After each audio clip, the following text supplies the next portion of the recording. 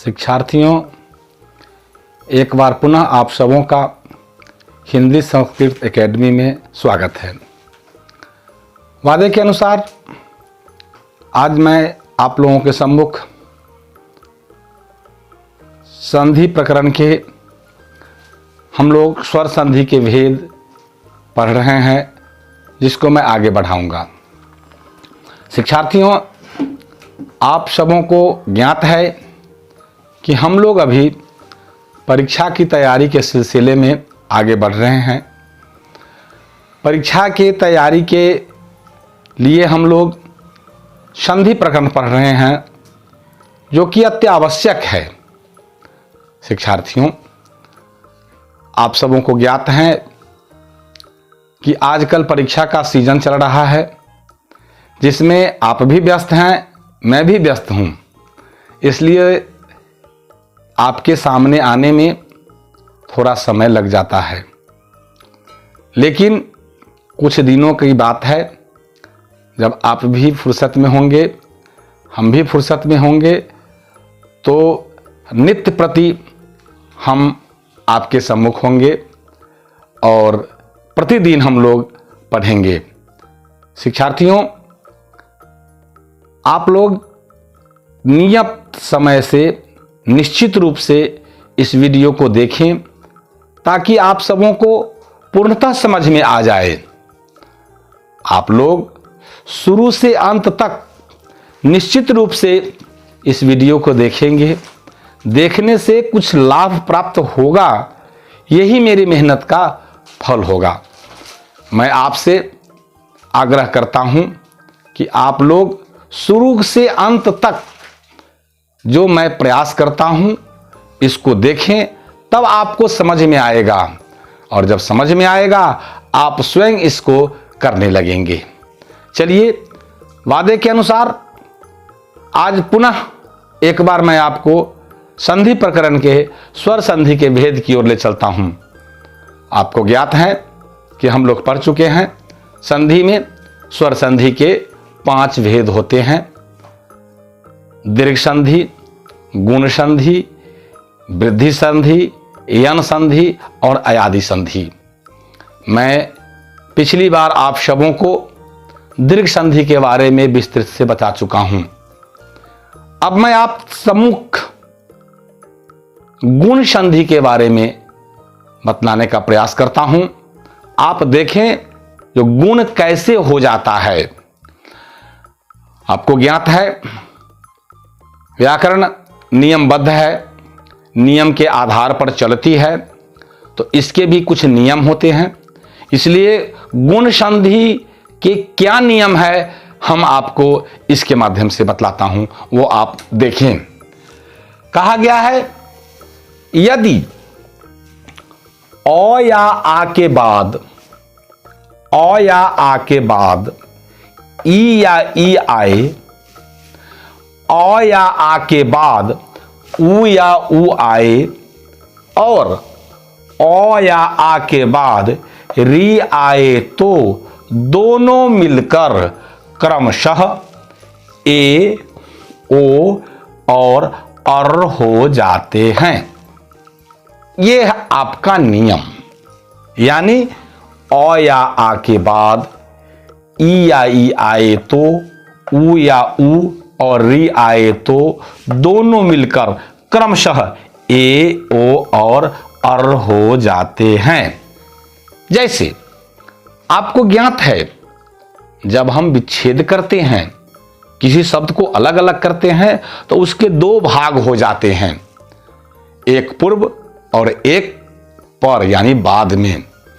तो पूर्व का आकार नहीं या आकार, तो पूर्व पद का आकार या आकार, उसके बाद ई या ई आए तो दोनों के स्थान में ए हो जाते हैं। यानी अ जोड़ ई बराबर ए हो जाते हैं। या अ रहे अथवा आ रहे, हरस ई रहे अथवा दीर्घ ई रहे, दोनों के स्थान में ए हो जाएंगे। अ आ के बाद यदि ऊ या ऊ रहे तो दोनों मिलकर ओ हो जाते हैं। यानी औ जोर ऊ बराबर ऊ, या आ जोर ऊ बराबर ओ। इसी तरह औ आ के बाद यदि री या री आए तो दोनों मिलकर औ या आ जोर री बराबर अर हो जाता है। यही सामान्य नियम है। अब कैसे हो जाते हैं उसको हम लोग विस्तृत रूप से कुछ उदाहरण के माध्यम से समझते हैं, क्योंकि यह व्याकरण बिना परिभाषा और उदाहरण के अधूरा रहता है। अब अ जोर ई बराबर ए कैसे हो जाता है, अ जोर ऊ बराबर ओ कैसे हो जाता है, और अ जोर री बराबर अर कैसे हो जाता है, अब हम लोग विस्तृत उदाहरण के माध्यम से समझें। शिक्षार्थियों, अब इसको विस्तृत रूप से आप देखें और आप इसको अपने स्तर से, एक उदाहरण मैं बतलाता हूं, अनेक उदाहरण आप स्वयं बना के देखें जो कैसे परिवर्तित हो जाता है। जरा आप देखें, आप पढ़ चुके हैं अ जोड़ ई बराबर ए। अ जोड़ ई बराबर ए होता है। उसका उदाहरण देव जोड़ इंद्र। देव का औकार, इंद्र का ईकार, दोनों मिलके ए हो गए, तो देव जोड़ इंद्र बराबर देवेंद्र। अ जोड़ ई बराबर ए, तो देव जोड़ इंद्र बराबर देवेंद्र। उसी तरह अ जोड़ ई दीर्घ ई बराबर ए, यानी देव जोड़ ईस। देव का औकार, ईस का ईकार, दोनों के स्थान में ए हो गए, तो देव जोड़ ईस बराबर देवेश। उसी तरह आ जोड़ ई बराबर ए, जैसे महाजोड़ इंद्र, महा का आकार, इंद्र का ईकार, दोनों मिलके हो गया ए, तो हो गया महाजोड़ इंद्र बराबर महेंद्र। उसी तरह अ जोड़ ऊ बराबर ओ। अब अ जोड़ ऊ बराबर ओ, यानी चंद्र जोड़ उदय। चंद्र का औकार, उदय का ओकार, दोनों के स्थान में ओ हो गया। पढ़ चुके हैं आप, अ जोड़ ऊ बराबर ओ, तो चंद्र जोड़ उदय बराबर चंद्रोदय। उसी तरह अगर आप बनाते हैं सूर्य जोड़ उदय, तो सूर्योदय हो जाएगा। अब आगे अ जोड़ ऊ बराबर ओ, यानी समुद्र जोड़ ऊर्मी। समुद्र का औकार, उर्मी का ऊकार, दोनों के स्थान में ओ हो गया, तो हो गया समुद्र जोड़ उर्मी बराबर समुद्रोर्मी। शिक्षार्थियों, आ जोड़ ऊ बराबर ओ, यानी महाजोड़ उत्सव। आप महा का आकार, उत्सव का ऊकार, दोनों के स्थान में ओ हो गया, तो महाजोड़ उत्सव बराबर है महोत्सव। उसी तरह आ जोड़ ऊ बराबर ओ, यानी गंगा जोड़ ऊर्मी। गंगा का आकार, ऊर्मी का ऊकार, दोनों के स्थान में ओ हो गया, तो हो गया गंगा जोड़ ऊर्मी गंगोर्मी। उसी तरह अ जोड़ री बराबर अर। आप पढ़ चुके हैं। अ जोर री बराबर अर होता है, यानी देव जोर ऋषि। देव का अकार, ऋषि का ऋकार, दोनों के स्थान में अर हो गया, तो हो गया देव जोर ऋषि, देवर्षि।